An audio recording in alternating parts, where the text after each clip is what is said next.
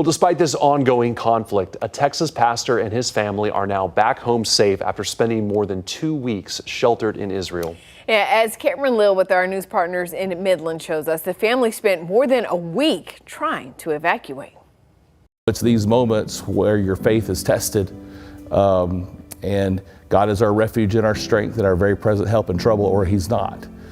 And so you really have to lean into that. In the middle of the chaos, Pastor Steve Brooks of First Methodist Church in Midland leaned into his faith to make it out of the Middle East, and he wasn't alone. One of our pilgrim mates was from India, and the way that he processes his trauma is by writing poetry.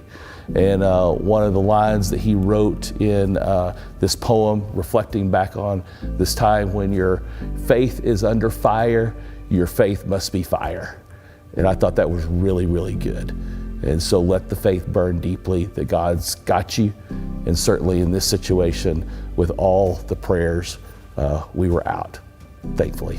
Pastor Steve, his wife, and their 9-year-old twins had been on a spiritual pilgrimage in Israel when war broke out between Israel and Iran. They went silently for safety, then moved in secret. They're still trying to get people out in the same way that they got us out. We got on buses in Jerusalem outside of our hotel. We had to walk about a quarter of a mile, trying to keep a low profile, right? We spent the next actually 18 hours on the buses getting to a location in Jordan. From there, the delays piled on, missed flights, airport floors, and exhaustion. We were kind of asked to go dark. We were still able to read Facebook and our email, but we were asked not to give information out.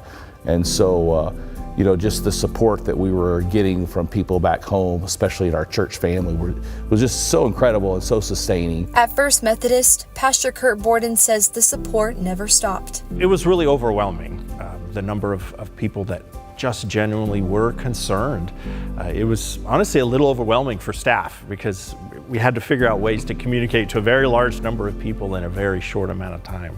The church didn't wait for direction. It stepped into action. We set aside a Sunday morning, specifically actually in this room. Folks in our church stepped up. Leaders that we've been working on for years, and they wrote the prayers and they got the scriptures and they got the music, and we filled this with candles. And I mean, they were young, they were old, everybody just praying. Like he was saying, we have this connection with God. But when you bring other people in that also have a connection with God, that's where the peace comes. That's where the hope comes. That was Cameron Lill reporting. Now, Pastor Brooks says he was part of the first wave of people to make it out of Israel. A second group of 145 people still on their way back. And the pastor says their return would not have been possible without nonprofit groups like Gray Bull. That's a rescue foundation dedicated to bringing families like the pastors back safely.